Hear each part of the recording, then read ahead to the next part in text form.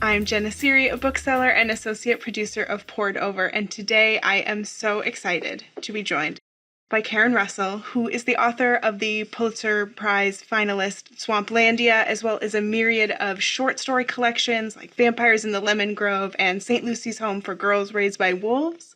But today, it is my great pleasure to be able to talk about The Antidote. This book took me on a journey. It surprised me. It made me think. I couldn't put it down once I started. So thank you so much for joining us today. Thank you, Jenna. Thanks for having me. I love this podcast. It's a big honor to get to be a guest on it. I was hoping we could start with having you, this is sort of the dreaded question, but if you could set up the story for us a little bit, because there is a lot going on and there are a lot of characters that we get to meet and follow along. So I was hoping we could get your little synopsis of this story.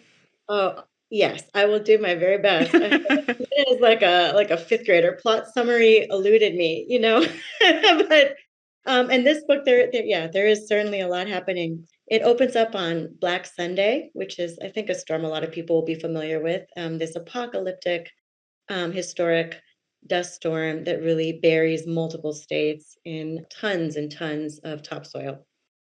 People thought it was the end of the world. If they were caught out in their fields, they thought they had gone blind.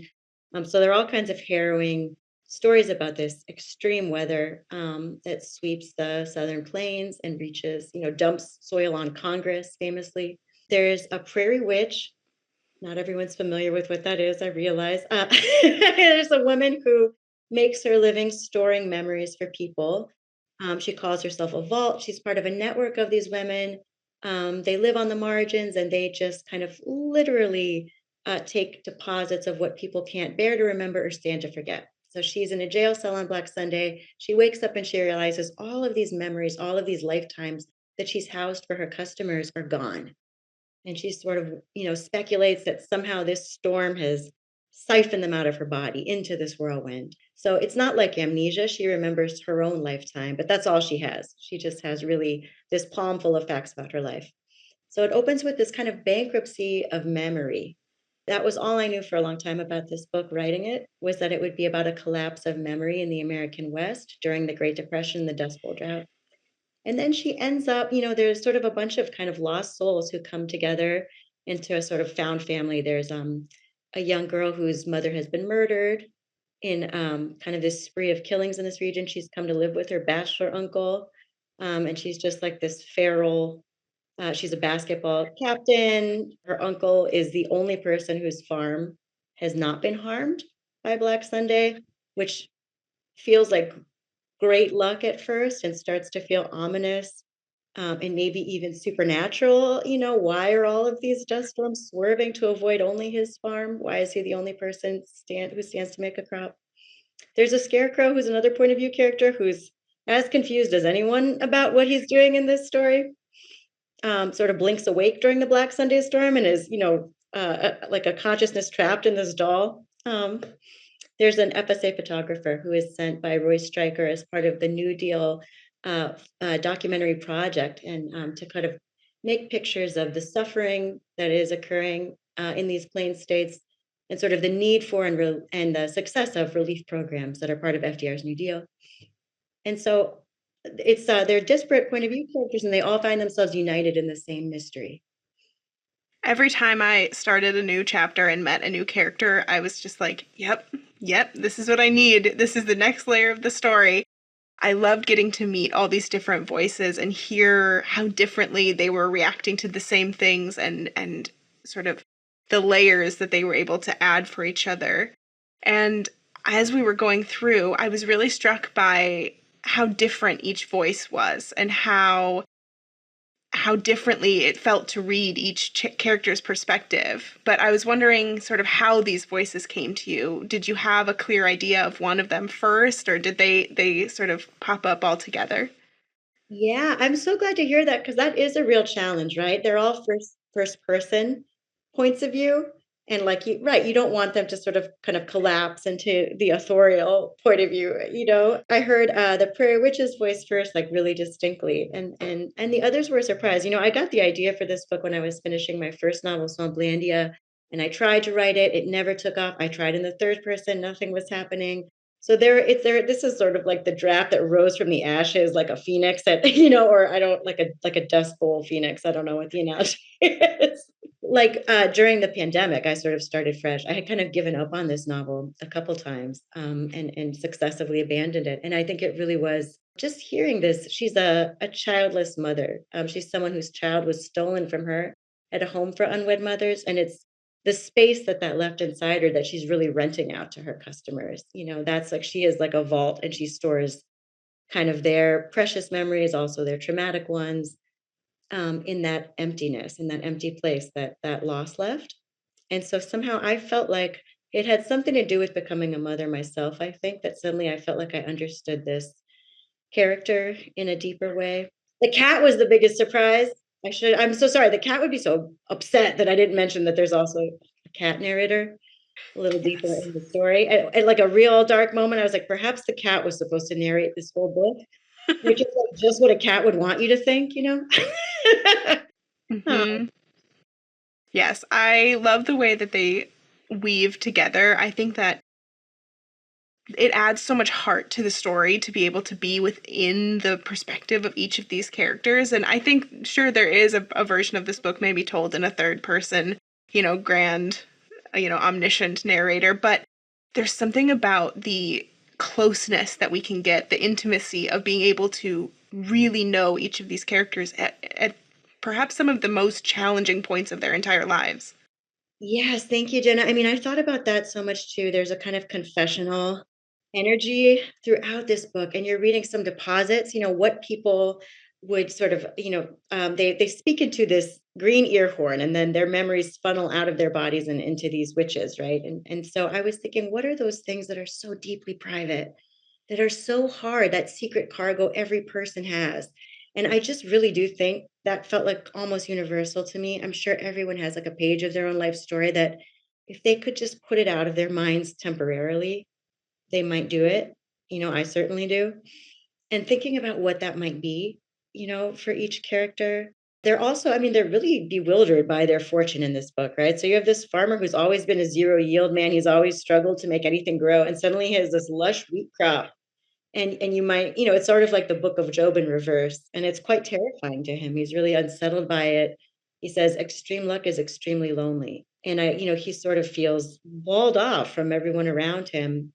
And thinking a little bit about how, yeah, each of them is grappling with something unprecedented in their life. Cleo Alfrey, she's a government photographer, and I had been reading a lot about, Dorothea Lange, Marion Post Walcott, Gordon Parks, who has incredible memoirs, and really was thinking, reading their correspondence, with their boss in Washington, who had sent them out with some really specific marching orders. They were sent to find a sort of quite narrow shooting script. And these are, this is a fictionalized Roy Stryker, but it's fascinating. Anyone can go to the Library of Congress and you'll find the photographs that we all sort of know that stand in for our collective consciousness of this period, like Migrant Mother, or Farmer and Sons fleeing a dust storm.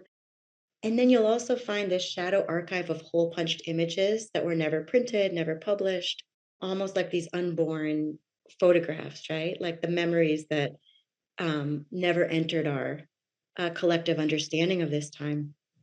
I learned about that researching this book. And so for Cleo, really, I think my bridge to her was thinking about that editorial relationship and sort of where you're trying to meet a particular target, you do want your work to be published, and she's sort of upset, right, that she has this camera that kind of goes rogue and starts making images of the deep past and shimmering speculative futures, and that's like really not what she was sent to do.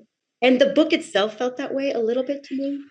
To be honest, where that's often my experience writing a story, where I start out with this one idea of what it's meant to be, and it can be like beautiful and also maddening sometimes, right? When I'm like, oh, something has eluded my own ambitions for it, and I am being drawn into a very different kind of story, one that I don't fully understand, one where I don't really feel in full control exactly.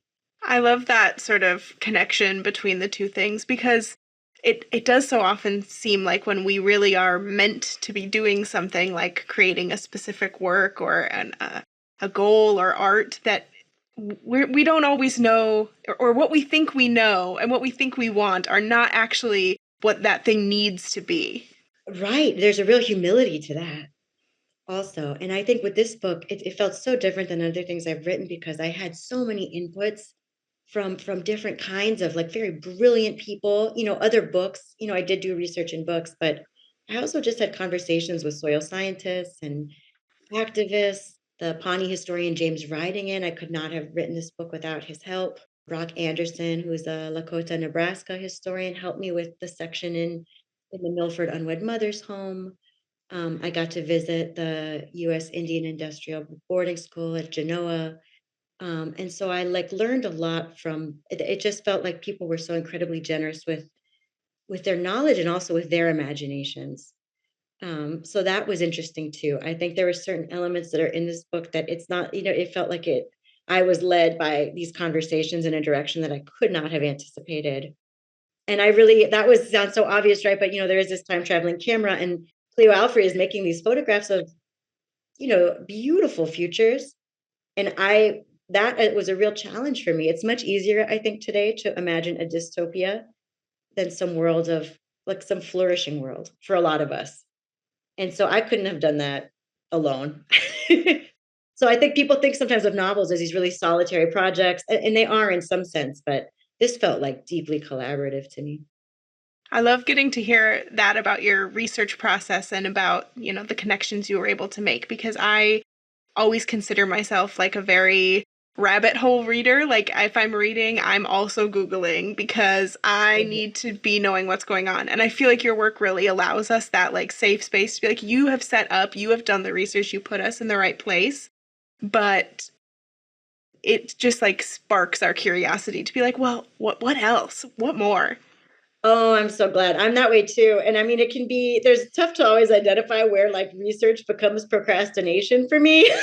you know, Someone was asking me, what's your favorite way to procrastinate? And I was like, I'll just send you my search history, We're Yep. I'm just in Wikipedia. What do you want? Or the library, right? It's just, I'm going to go into another smarter person's brain and just spend the afternoon there, right? And I know what you about feeling I feel that with Andrea Barrett's work, where I'm like, she has done the work so I can relax in this world. And it's sort of I remember she told me that with her, she tries to think of it like perfume, right? So she wants a distillation of all this reading she's done to give a sense of the atmosphere and the texture without overwhelming readers with, a deluge of exposition. And that's a real tricky balance, I think. For me too, I'm always like, you should all know what I've learned. I want you to know. Yes, I get that. And I think it's very people think you say the phrase world building and people immediately go to this is for science fiction, for fantasy. But I think it's for anything, even nonfiction. You have to trust that the person leading you down this path knows the world so that you can know the world. Oh, absolutely. I mean, it was interesting. I don't really know a lot about photography. I don't know if you're a photographer. I mean, it's fascinating to me, but it wasn't something I had experiential reference for. And darkroom photography, especially, at one point, this farmer lends his root cellar to Cleo so she can make her own work, which was really discouraged. They really wanted the FSA RA photographers to send their negatives back for developing at the Washington lab. And then, of course, these artists wanted creative control too. They wanted to see what they had gotten. And they would sometimes, I know Dorothea Lange would find a chicken coop or a closet to do her developing on the road. I loved that detail. And I love the idea of these photographs being developed almost like seeds, under the earth. But I didn't know that much anyway about darkroom stuff. So I really needed my photographer friend to help me because there is this funny way where I think readers sense if I had gotten some of the details about the chemicals, about the actual process wrong, it's just much harder to believe, I think, in some of the magic in the book. I love that you include some of the photographs in the book as well. I really liked I don't know, I'm a sucker for form in a novel. I like to see play. I like to see when an author is trying things. And I feel like there are a lot of moments in this where I'm like, oh, that is not what I expected to come next. There's letters, there's photos, there's changes in the headers to match what's going on at the, with the characters. And I really appreciate all those details because it brings me along even more. I'm like, oh, it makes me feel like, yep, I'm a part of this too.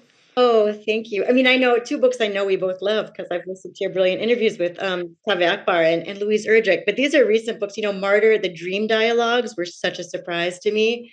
This is, Cyrus Shams just kind of relates. Yeah, there are poems, there are kind of military transcripts, and then there are also these fabulous like dreams where he's putting Lisa Simpson in touch with his dead mother, for example, or his father and Rumi, and I think Louise also in her book, right? There's when you're least expecting it, there's bad sex, there are bank heists, there are like beautiful soliloquies about Vesper flights. And I just sort of life is so overflowing and overbrimming.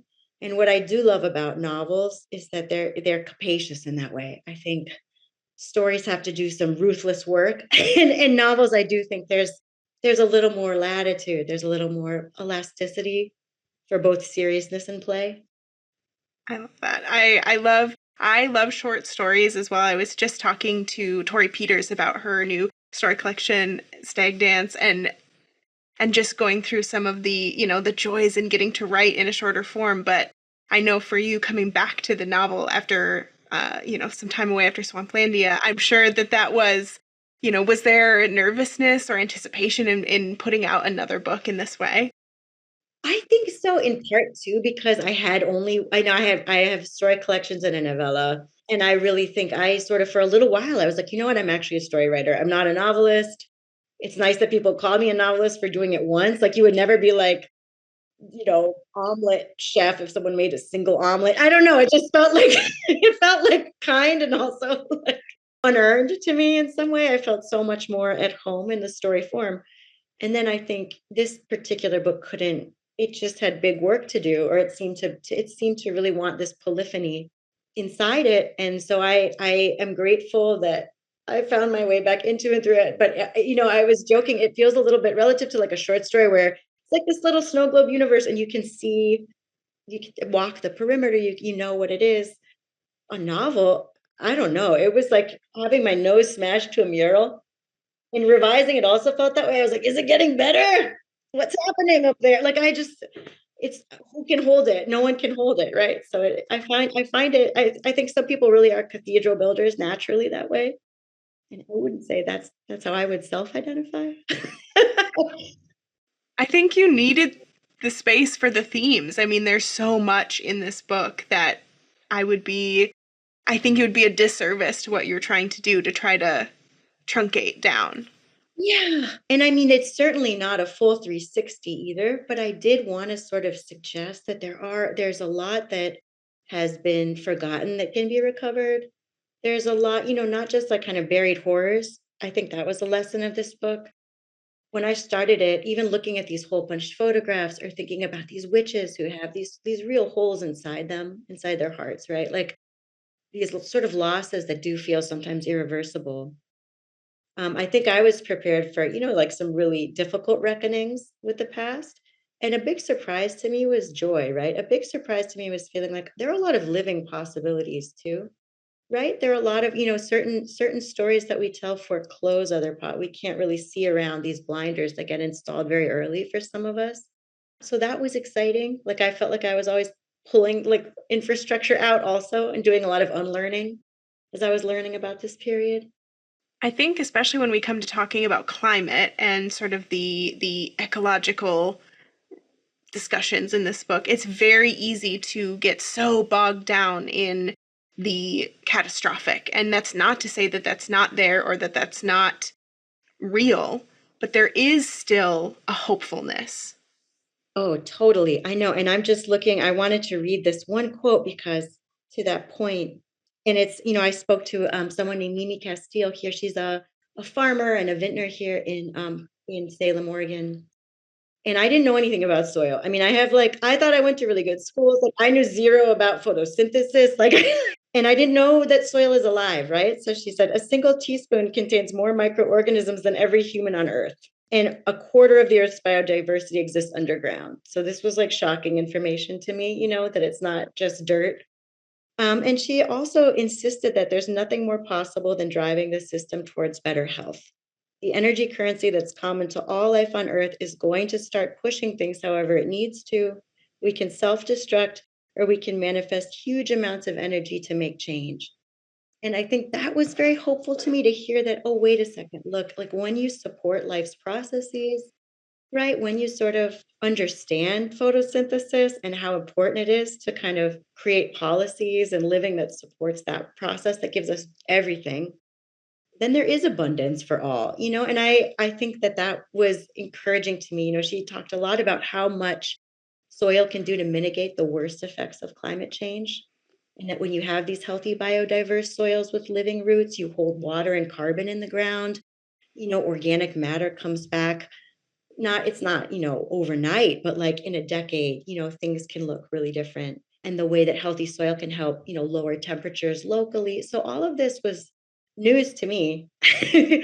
And I think in the most basic way, but just that understanding that like when you reverence these processes that give us everything, like when you teach kids like to be grateful, you know, for these like several feet of fertile soil that actually make everything happen here on this planet where like entropy doesn't obtain, like the only place in the universe where we know that life is happening. It's really, it seems very sane, right? That a sane society would organize itself around supporting these natural cycles that really give us everything. And of course, it's hard too. You know, I mentioned Louise's book. I love that question in that book, which is sort of like, okay, we've gotten ourselves into a jam. Like, how do we get out of it, right? How do we transform it? Is a big question right now, I think, for a lot of people. It is, and I think it translates like so much of what we reap and sow, I think, not to, use that, but in You can only pun. I'm only exactly. talking about blowing things away. In our like environmental concerns, it's the same things we're doing interpersonally. It's this mirror between, we see the same things, especially in the antidote, of what are we doing to the land and what are we doing to ourselves and each other and our communities. Absolutely. I think that's huge. And Hannah Holleman is someone who I recommend to everyone. She has a book called Dust Bowls of Empire. And it really is a kind of a revisionary analysis of this period. And one thing she's very clear about is that the domination and of people, you know, is what creates the decimation of these lands, right? They're not separable. And these systems of domination that are kind of like eroding the actual substrate that gives us our food, and creating, you know, water scarcity, you know, our warming world, that this is all intimately connected to systems that harm people and really kind of tilt advantage to the few. Yeah, I think that was, I mean, that sounds so obvious, I know, Jenna, but just the degree to which ecological justice and social justice, you can't separate them, and that they're both in the service of the same goals. And I don't want to spoil some things from the book, but there are characters who really have to reckon with their role and their part in some of these systems. And I think it is really, and to varying degrees, I think, of success and ability to really sit with what the system looks like and what they can do or what they maybe need to stop doing. But it really makes you think about, well, it is about what we are doing in our communities that ripples out and out and out. It's not all about what is the biggest thing we can do, what is the, how do we fix the whole thing all at once. It's what's right in front of us. Oh my gosh, I really love that, Jenna. I was just reading about starlings, like these giant murmurations of birds, you know, and just about like how they navigate, right? Like how do they find these like shorelines they've never been to? Many of them are right. Like how do they? What is that instinct that brings them to that next world? And it was just one. It sounds like a weird tangent, but like it was that it ripples out because you're paying attention to your seven nearest neighbors. So it wasn't like the birds are all following one leader bird. It's not like top down. These giant murmurations of thousands of birds are turning together because they're all really attentive to the birds right next to them and what they're doing. And I kept thinking that too, like the idea, what you're saying about things rippling outward and turning the whole system, but it can start really locally. And right, you might not need to know how to revise like global agriculture yourself, right? Like I think that I kept thinking about in this book, and it, it's kind of trying to shift out of this rhetoric of like resignation and self-justification. And I don't sit in judgment of some of these characters who are saying, what choice did I have? Often their choices are severely constrained, right? Like debt is pushing them. There isn't much horizon light available. The people who take advantage of the Homestead Act often are coming from countries where they have faced persecution, famine, right? And then they find themselves complicit in enacting these same crimes on, the original people of the plains. And that is a horror story to me, right? But I just kept thinking, like, what choice do I have? Asked as kind of like a post hoc justification is clearly the wrong question. But like, what choices do we have is such a hopeful question and a powerful question, right? Like shifting it into the present tense and making it a collective question. I felt that in my body writing this, what that shift could do. And watching the characters in this story that all start relatively isolated connect with each other and come together, and we get some of these incredible relationships. Like I love the silly, like, weird awkwardness between Harp and Dell. Like I love watching him try to like understand his niece. I love the Prairie Witch and Dell, and then the witch Cleo and Dell, and so they come together. Like just watching all of these connections get formed, you watch in real time. Oh, that's what hope looks like, is making those connections. I'm so happy it read that way to you. I do love, Dell is like this motherless kid, and she's so angry and scrappy and like kind of I don't know. I mean, she's pretty canny too, she knows how to operate. And then yeah, this sort of really trauma, this woman who's selling her own oblivion as a cure-all, right? She calls herself the antidote. Waking up a little bit to the love that is here and available. I don't know. There's something hopeful to me about that. It's funny that you mentioned that, because I will say that outside of the book, that was my experience. I mean, I cold called a historian whose work had helped me, James Ridingen, and then a few years later, I found myself traveling with his family to Pawnee homelands in Nebraska, and like just eating McDonald's in the car with him, getting lost on Country Road Z. And it felt sort of, I mean, this was my experience. Like I became really good friends with his niece, Electa, and she'll be doing a conversation with me about this book. Like so many different kinds of people. Mimi is now a family friend. I mean, so outside of the book, I just felt like some similar thing was happening to me in my life, where now I am actually networked with and connected to people doing incredible things, really like cultivating the seeds of another kind of future. So I am glad there was some transfer of that, because I don't think I could have written that if it wasn't like happening happening outside the book. Yeah, I love watching these things like filter in and get, and it adds to sort of this unreality of this time and place that, there are magical things happening. There are things happening outside of the bounds of normal. And we think, this sounds kind of crazy, but that is what some of this feels like, this connection, this ability.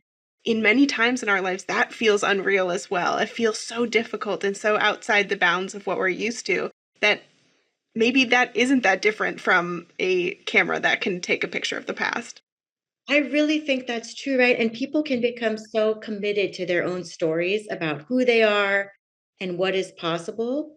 I mean, inside there's like some romances in this book, not to, what I like, they're pretty chaste actually. I mean, I wouldn't say that like, is this like romantasy? Is it like the sexiest writing? It is for sure not, right? It's like tentatively, my friend touched my knee. But like that feels like a genuine miracle to these characters, right? Like it's honestly beyond the bounds of what they thought could ever happen for them, right? And I think you're right. There is something magical about that. And sometimes I think I'm drawn to write in that register because it feels so to me, right? It's like you almost need to hit a higher octave, or you need a different pigment to represent how totally wild it can feel, right? Like falling in love with someone, the vertigo of that can feel like falling through the rabbit hole. I mean, and it's not always comfortable, right? Let's not pretend that it's that it's like exclusively joyful. Like it's also sort of terrifying to let go of your story or let go of what you know.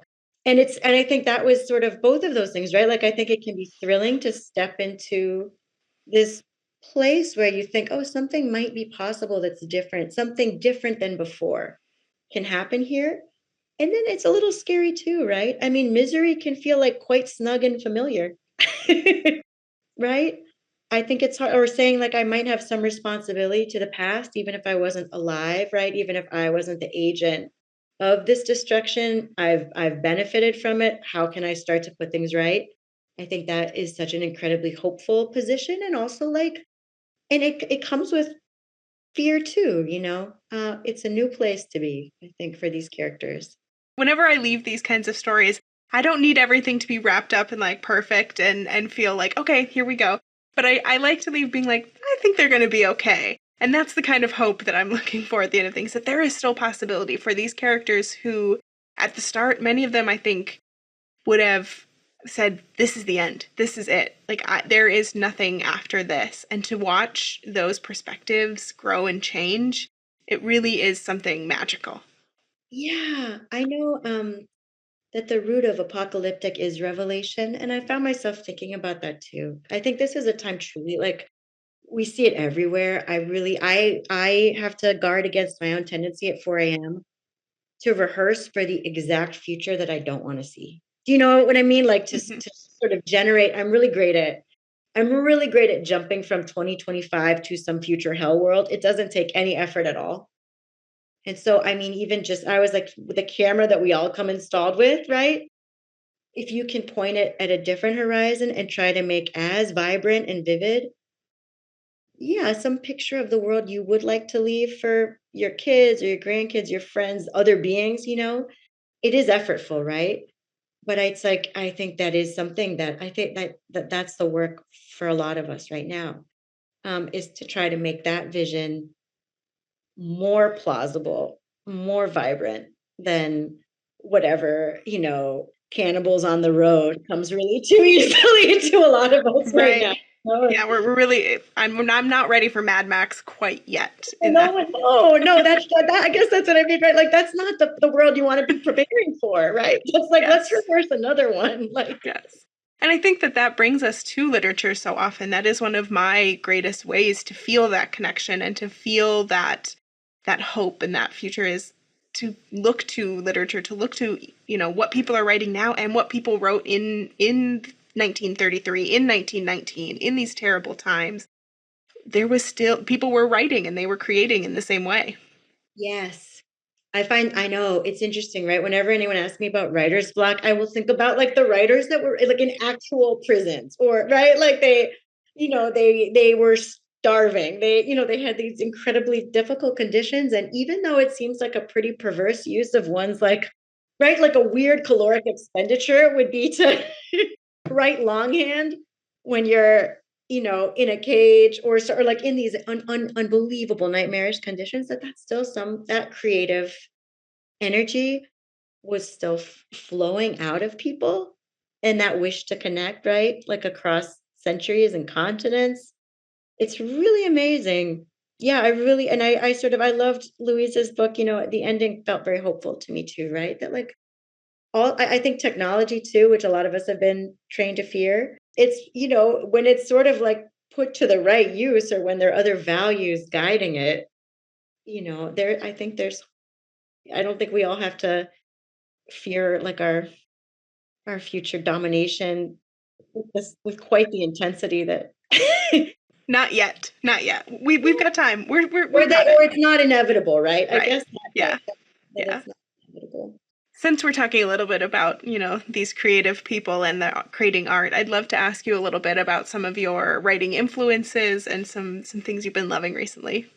Oh, for sure. Well, I mentioned Martyr. I think that's like one of the greatest novels that I've ever read, and for the reasons we were talking about. I mean, it feels in its form so innovative, so playful.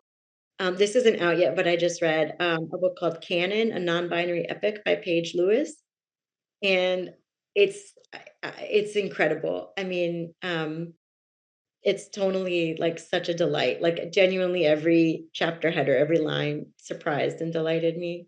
Older influences, I mean, I think comfort reading for me is Cosmicomics by Italo Calvino, the Italian folklorist and fabulous. And these are stories, they all start out with kind of like a dry science epigraph, you know. My favorite is called The Dinosaurs. You get like a little blurb about how the dinosaurs went extinct. And then there's, you know, it starts out all except me, you know, and it's like this a dinosaur who sounds also a little bit like one's drunk Italian uncle, you know. Just like but just so much, such a fun, such a like zone of invention. If like a brilliant philosopher wrote children's stories. I just read a book called Portalmania by Debbie Urbanski. Incredible, kind of speculative conceits. Kevin Brockmeier has a book. It's 100 one-page ghost stories, the ghost variations. So it's a little bit older, but I mean, I am so jealous of him because he sticks the landing 100 times, you know? It's like watching someone do a triple Lutz and just perfectly 100 times. I love that. I love getting to hear all those like things that make authors tick and like the things that click for them on the page. And it's so often the things that you can sort of see in their work. So I love all of that. I have to ask, do you consider yourself more of a novelist now? Do you think you'll come back to novels? Are you going back to stories? I have a story collection I've been working on that like I think I'm supposed to be turning in sooner than I will be turning it in. But it's so fun. And I do have sort of like all of these drafts that I was so excited to return to after the Antidote. And it does feel slightly like Pet Cemetery or something. Where I'm like, come back to life. That's where I find myself right now. I'm like ancient Word documents where I'm just sort of like, why didn't they ferment in the barrel? You know, like, wow, these are just whole grapes in here. Like, what's been going on all these years? Yeah, you're like, this didn't happen while I was gone? Yeah, I can't you guys did it right like, yourself? So yeah. I'm like, wow, what a mess. Well, you know, there's always time. There's always more. I have to ask, as we reach the end of our time, unfortunately, is there anything that really surprised you while you were writing the Antidote, like a character's voice or something that happened? I know you said that some of these things kind of took on a life of their own, so. Yeah, I will. I mean, I know I mentioned this already. I do think like there were many surprises, but a really big one for me was at a moment when things felt kind of really dire, really serious. This cat that you met in the first chapter just like saunters back into the story and is like, you didn't think you'd hear from me again. And I was like, no, I really didn't. Like, what are you doing here? And that was the happiest surprise, maybe, was this like really bossy, salty cat, just clearly so irritated that I hadn't been writing from their point of view for hundreds of pages. There's another version of this book that is just the cat. I feel it. Yeah. And I mean, as I mentioned, right, some of the photographs, I really wasn't sure going into this. I had this sort of speculative conceit or this like fantastic technology. I was excited about this time traveling camera. In fact, I've mentioned this and many people are like, all cameras are time traveling. Like, they're like, what are you doing? I'm like, to a degree, yes. Okay, well, this one goes farther than you're expecting in different, you know, nonlinear directions. And I think like some of the photos, I was really moved to imagine beautiful futures and believe in them now, in part because of some of the people I had met during the research of this book. It helped me you know, what they shared and what I read, but truly these friendships with people who were doing so much for our world made it possible for me to believe in some of these like quantum camera images of like a world of shared abundance. That was a good surprise. And I think that comes through in this work, and I think people are really going to connect with that and to go on this journey with you. So thank you so much for joining us today. I have loved talking about the Antidote, and I can't wait for people to get their hands on it. Thank you so much. Thanks for reading me so generously, Jenna.